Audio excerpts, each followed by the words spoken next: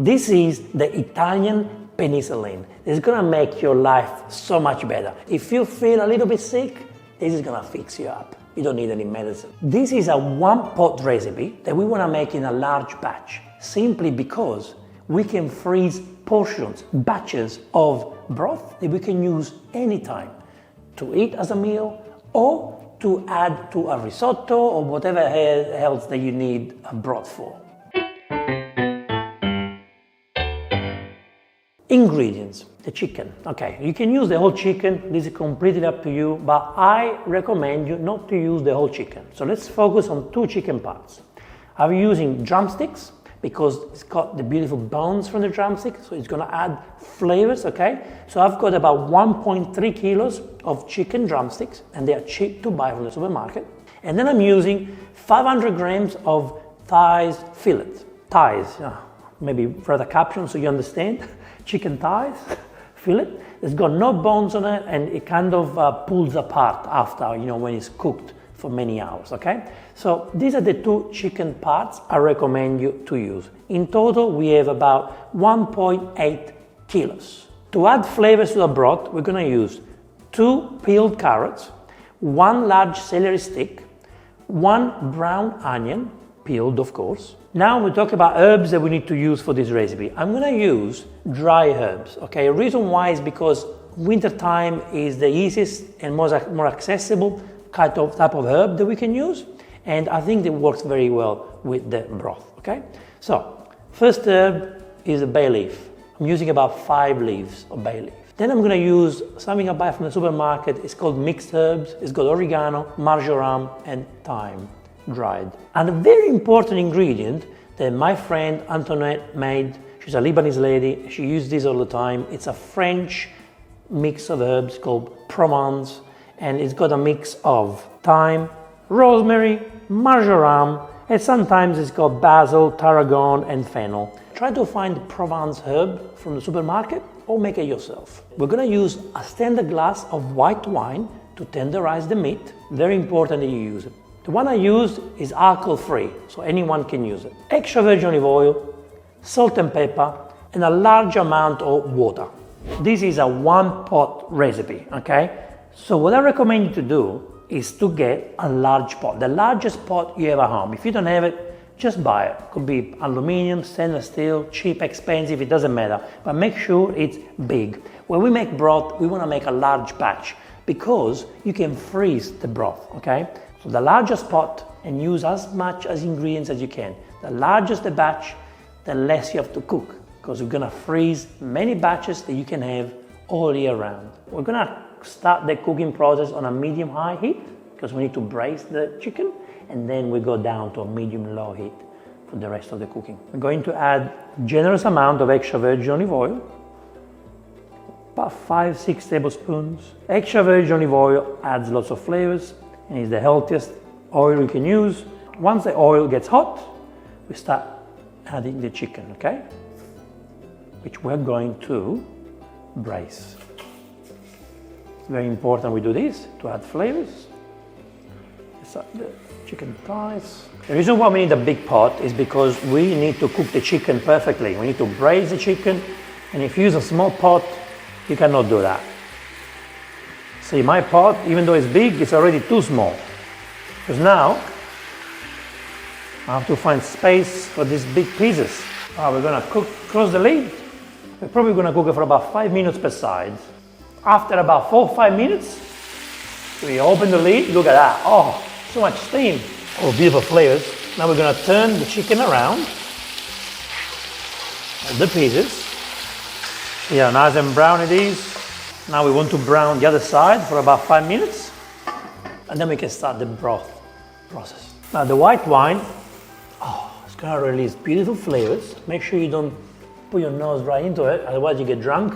Even though I'm using a non-alcoholic wine, so it's okay.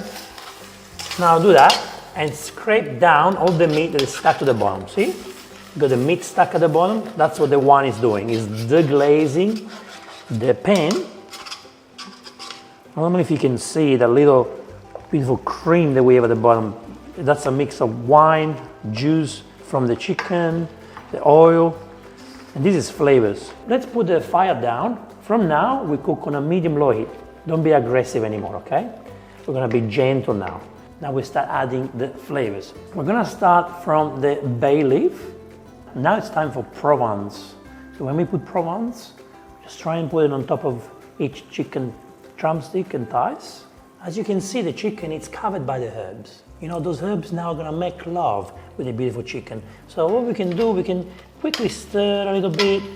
So we have the herbs also mixing with the liquid at the bottom. And at this point, feel free to add more herbs if you want, okay? That's completely up to you. I don't mind adding a little bit more mixed herbs and the beautiful Provence that my friend Antoinette gave it to me. Oh, beautiful. At this point, we start by adding the celery. Break the celery.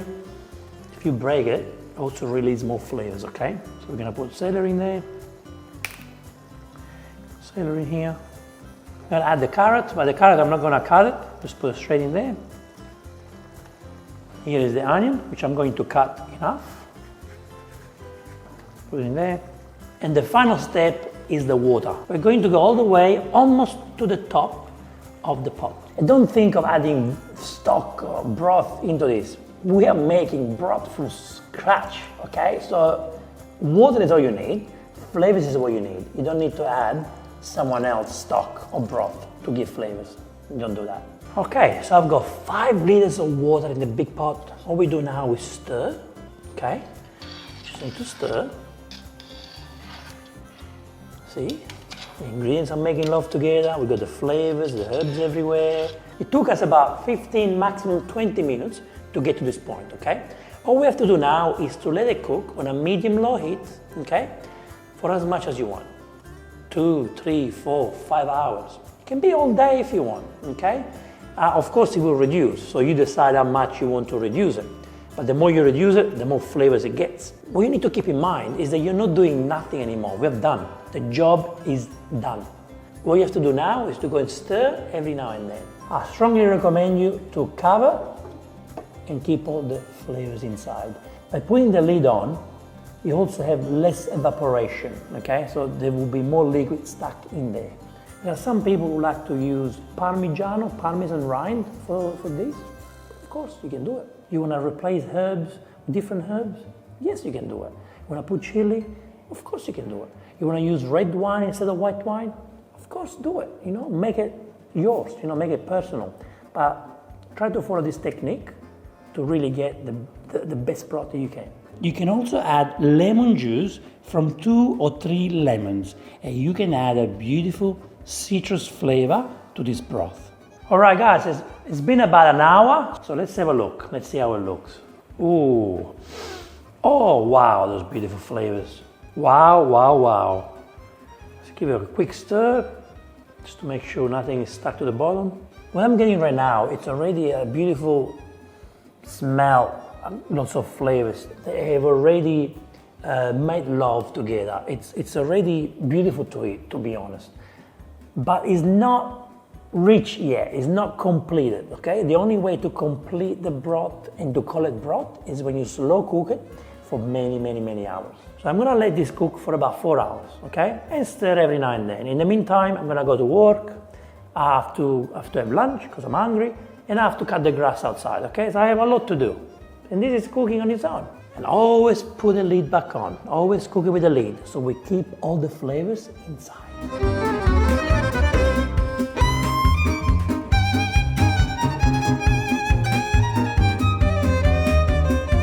Okay, my broth has been cooking for about 4 hours. And look how beautiful it is. We have a beautiful moist meat. All we have to do now is switch off. Our broth looks stunning. Look at this. Nice. See how the color changed? That's flavors. What we need to do now is to transfer this beautiful broth, the liquid, into a pot. Try to get the largest pot that you can, you know, or the largest bowl that you have. You can also put it straight in the glass jars or plastic containers. It's up to you. I find it easier to distribute it this way. So we go from the pot into another pot, so we filter it, and then I can put them inside plastic containers or jars. So to filter the broth and make sure that we don't get any herbs, you might get some, but not as much. We're going to use a sifter, and I'm going to use a face washer or anything else that you want, even kitchen paper if you want. I'm going to put it in the sifter so that we try to reduce the amount of herbs going in the broth, or maybe we get no herbs at all. All right, let's start transferring a beautiful broth. You can have it with risotto, you can have it with any type of soup that you like. We normally like to serve this just with chicken and the carrots and the onion. You can actually add pasta into it. See, we have all this liquid stuck there. What we're gonna do is let's put it back in the big pot. If it's not too heavy, you can actually also do this. Try to pour the liquid. Now, we've got some more liquid stuck in there, so what we do is we lift this, just try to get as much as we can out. Just help push it down. Now look at this, all the herbs are stuck here, see? And we have a nice, clean broth. This broth, very nice and hot. We're gonna let it cool down now before we transfer it into the jars or plastic containers. In the meantime, let's work on the carrots, onion and the chicken. Now we're pulling apart the chicken, so I prefer to put gloves on. You don't have to. Now I want to make sure that we don't have any bones on our chicken. So what we do, oh look at that, it just comes off easily. There's not really much you have to do. You just want to pull it apart, right? Make sure no bones are served, especially because the kids are going to eat this, okay? But at the same time, see, I found the bay leaf, so we're going to clean this bay leaf. So just touch it to make sure there is no other bones, because sometimes it might be in there. So take your time when you do this. Now the celery we're not going to use because look, you can eat it if you want, but see, it's stringy, and I guess yeah, it's not great to serve. But the carrot, man, the carrot is full of flavors. So what we can do is you can cut it, or you can just break it with your hand like this. You definitely want to serve the carrot with your chicken and your broth. There's not much onion left in the pot. Most of the onion has been already combined with the chicken, which is good. Now we have a little bit of fun. Go in, just pretend it's a salad, and mix everything. Okay, you want the carrots, you want the chicken, the onion to mix together. You don't need to add anything in it, just mix it. So we spread the carrots everywhere. Also by doing this, we're also double checking and make sure we don't have any bones left.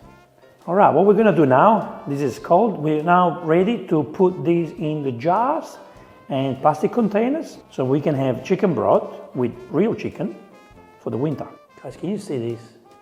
Okay, that's like the skin of the broth, okay? This broth, if you put it in the fridge, it's gonna turn into gelatin. And that's showing you that the broth is incredible, that the broth is amazing. That's the difference between the broth and the stock, you know? The broth, it's bold, it's rich, it's more full of nutrients, it's more natural in a way. So what we're doing now, we're going to fill up the jars, and I'm gonna put just broth in one jar, okay, just straight broth, and the other one will be chicken, carrots and everything else, and the broth, okay, which is basically a meal already that you can serve with pasta, with rice, with pastina, or honestly, be creative, do whatever you like. We're gonna fill up about 1/4, okay, that should be enough, and then we see if we need more. And now we're gonna add the broth in the jar.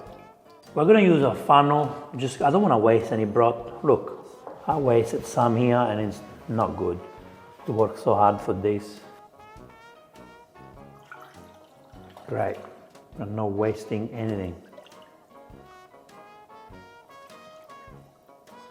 In order for you to freeze these jars, it's very important that you don't fill it all the way to the top. You need to leave a gap, okay?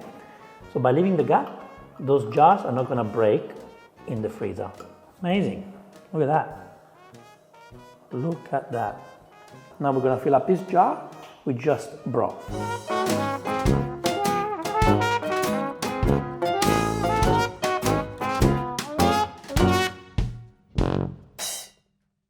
In my house, we use the chicken and broth together the most, okay? Because it really creates easy dinners for us, okay? So what I'm gonna do is I'm going to use plastic containers and put the chicken. So if you look at this, I already have 3 meals to serve over the winter. Now let's put the broth inside. Now I can fill up containers. The batch we're cooking today can make 6 meals for you and your family, right? So I've got 1 jar with just the broth, and then I've got 5 portions for 5 meals. The 2 small batches I can use with pasta. The largest containers or jars can be enjoyed on its own, again with bread, or it's a soup basically, or you can actually add it to a recipe, a dish, okay? And it is the flavor. So by adding this to a dish, you're adding the flavor to that dish, okay? So be creative. And the jar of broth, this is again to add to any dish that you want, or you just have it as it is, you know, it's completely up to you.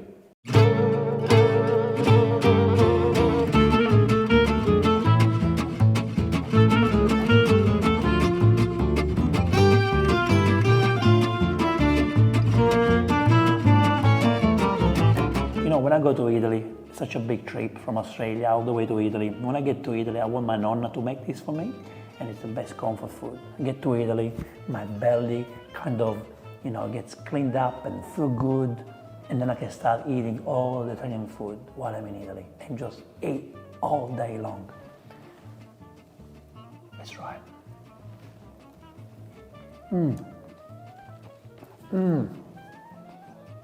The chicken melts in your mouth, full of flavors, and you can actually enjoy it just like that. And you can just drink it, and you feel good by drinking it. Wow. I'm gonna serve this right now with some bread. And the best part about this is the kids love it. You just add a little bit of pasta for the kids, especially the pasta shaped like, I don't know, cartoon characters or whatever. They love this, and this is so good for them. So make this recipe, keep it in your family, keep the traditions alive. Chicken broth must be in your freezer because there is nothing that makes you feel better than this.